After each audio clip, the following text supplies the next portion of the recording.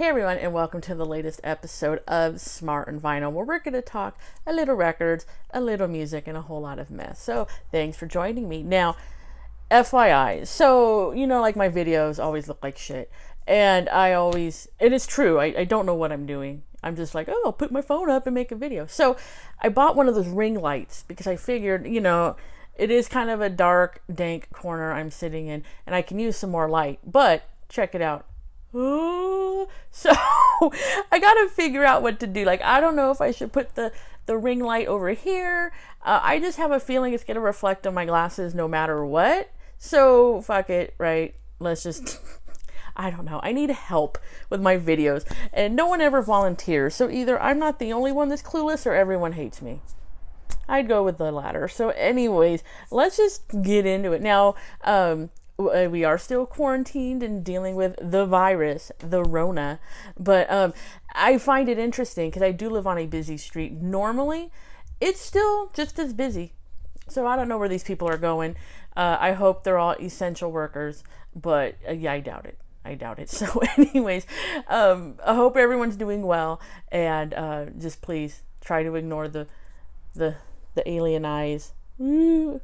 When it show up. So anyways, we're going to talk about two records, and this should be a quickie because there's not a lot to talk about in these. And I don't know why I have them. I say that about all my records, but these ones I really don't know because I'm not a huge fan of the show. So we're going to talk about All in the Family. So here's the first one. There's two, I know. But don't be surprised because, we always talk about the cash grab. So yeah, of course there's two All in the Family albums. So this is the first one. It came out in 1971. And the only music that is on this one is, of course, the theme song. And I think the closing. All it is just snippets. I like that word, although I have a list. Snippets from the show, and dialogue from the show, and scenes from the show. I get the cash grab. I do. I just, I will say though, when we talked about Hogan's Heroes, like this one I at least understand because when I listen to it, there's some parts that are kind of funny. You're like, Archie's a racist, whatever. But at least this one's a little bit more pleasurable to listen to versus the Hogan's Heroes. I'm not saying this is a pleasure to listen to at all. I'm just saying it's better than that because I don't think you can get worse than that Hogan's Heroes album. But anyways, so in case you don't know, All in the Family was a groundbreaking show in 1971 with Carol O'Connor, Gene Stapleton, Sally Struthers, and Rob Reiner. And basically it was, your typical middle class, working class, blue collar family dealing with the turbulent and changing times of the late 60s and early 70s. So, of course, Archie's a, racist, but not, clanny kind of racist, just, uneducated blue-collar racist, and dealing with Rob Reiner, who is more liberal, socially minded, stuff like that. So, and it's always, the conflicts. But at the time, it was pretty groundbreaking to be on TV. And the stuff that Archie said, I mean, even now when I listen to it, I'm like, damn, like, I would never fly nowadays. And me, I'm very non-PC. But, yeah, I'm just like, shit. Like, yeah, but whatever. And I guess what makes it even more interesting is that Carol O'Connor was very not that kind of a person. So the fact he was able to carry it off so well, I guess, just shows what a great actor he was. But anyway, so that's All in the Family. Right. And it went on for years. I don't know. I went on to I think it was the late 70s. And then they had Archie Bunker's Place in the early 80s, their attempt at a spinoff. So anyways, let's talk. And we'll get into spinoffs too, because that's another hot topic with All in the Family. But anyway, so there's two albums. This is the first one from the first season. It was released on Atlantic Records. And like I said, it's just stuff from the show. Those were the days themes. And then, the best one is God is Black, you know where that went. No Ribs, VD Day, Archie's Hang Up, Bacon Souffle, and Women's Lib. I'm like, okay. So, and even on the back, it's Archie and Meathead. I don't even forgot what his real name is on the show. Rob, right? Meathead arguing, that hippie generation. But when you open it, it does come with like a little sheet, right? And it has pictures from the show, right? And then you open it, and it has all about All in the Family, and it has some bios from the actors and stuff, which that was the best part of the album, reading about, the background on these people. And it has the lyrics for Those Were the Days, in case you don't know them. I think everyone knows them. But anyways, no, that was really interesting reading about where, Carol O'Connor started, Gene Stapleton, this and that. So that really is the best part of the album. Other than that, there's nothing else special about it. I do have the original sleeve that has some cool records on it. I do like, right here, it's The Way to Become the Sensuous Woman by Jay. So, and this actually, this album sleeve is probably better representation of the changing times than this show, just by the variety of music on here. A lot of soul. Here's MC5, right? Crosby, Stills, Nash and Young. They have Mongo at Montreux. And just FYI, I've always wanted to go to Switzerland and go to Montreux, just because of everything that's been recorded there. But then on the other side, you have like a lot of jazz. Yes. Like I said, The Sensuous Woman, Aretha. So it's very interesting, what Atlantic was putting out at that time, other than this shit. But, what are you going to do? It was hot. I get it. I will say, if you do want to get this, like, I only got mine for $1.99, which I think is even too much, because I think I've seen it on Discogs for like 25 cents. So if you want to get it, get it. So if you thought that was turd, then we have All in the Family, the second album, because why not? This one came out in 1972, right? And now, at this time, All in the Family was really hot, because this one has Sammy Davis Jr.'s visit on it, and a lot more guest stars, supporting players, and people who did go off for spin-offs. The Jeffersons was a spin-off of All in the Family, and so was Maude. And both of those people make an appearance on here, because there's Archie and Maude, where it's just him arguing with Maude.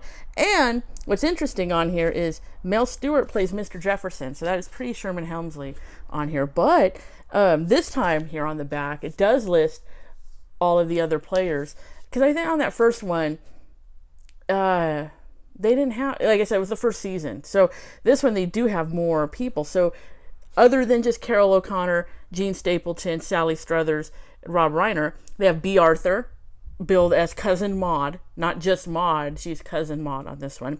Mel Stewart as Mr. Jefferson. Al Melvin plays Sergeant Pulaski. Neil Schwartz plays the TV repairman. Eileen Brennan plays Angelique McCarthy. Hector Elizondo plays Mr. Mendoza. Edith Diaz plays Mrs. Mendoza. Roscoe Lee Brown plays Hubert Thompson III. And Sammy Davis Jr. plays himself. Just a side note, I really like Hector Elizondo. He's still alive, and I think he's on that stupid fucking Tim Allen show. I think, because I thought I've seen him on a commercial for something, and I thought that's what it was. But I do like Hector Elizondo whenever they need, and this just shows that they need more, varied actors. They'll pull him for anything, especially back then, because here he plays a Hispanic, he plays an Arab on Columbo. It's like whenever they need a non-black or Asian or white actor, they're like, get Hector Elizondo. Because really, I've seen him play a variety of different ethnicities, and hey, good for him, I'm glad, he's still getting that money. But here he does play a Hispanic. So anyways, but this one does not have anything cool, not even like the little sheet. It has a boring sleeve. I don't know if this time they were cutting costs, but yeah, I would say this one's probably better because of the fact they have B. Arthur on here and Sammy Davis Jr. and things like that. It's still just like, whatever. Like, the song's not even on here, so you don't even have that. There is a Yiddish proverb quoted on this album, and on the back they translate it for us, so that is great. What is interesting, I just noticed that this album was recorded in mono and can be played on any mono or stereo record player. I don't know if this one is.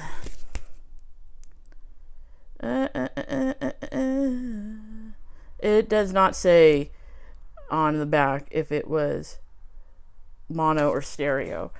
Because if I want to hear something in stereo, it's Archie and Meathead fucking bickering, I'll tell you that. Let me see. I'm just sorry. I just want to look. I'm just curious.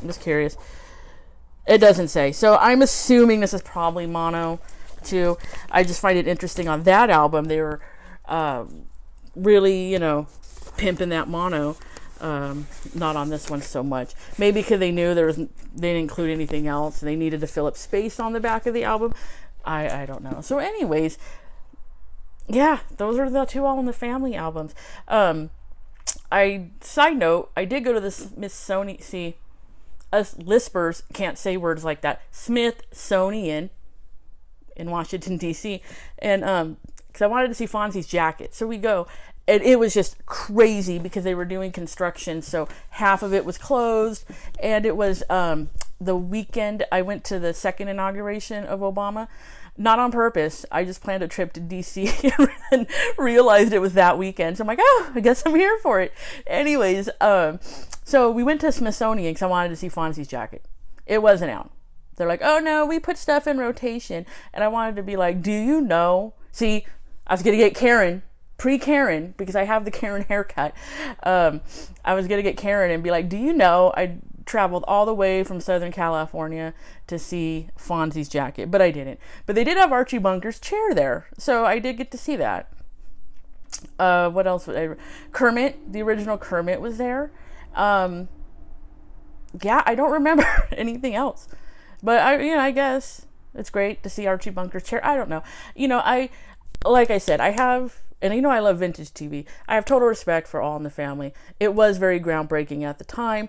And, like I said, I'm not overly PC at all. But I don't think it aged well. You know what I mean?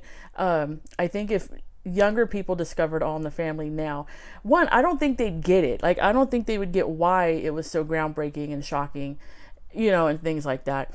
And I think they just couldn't get the jokes. And I know what you're going to say, well, it's not funny, but in context then it makes it funny, I guess.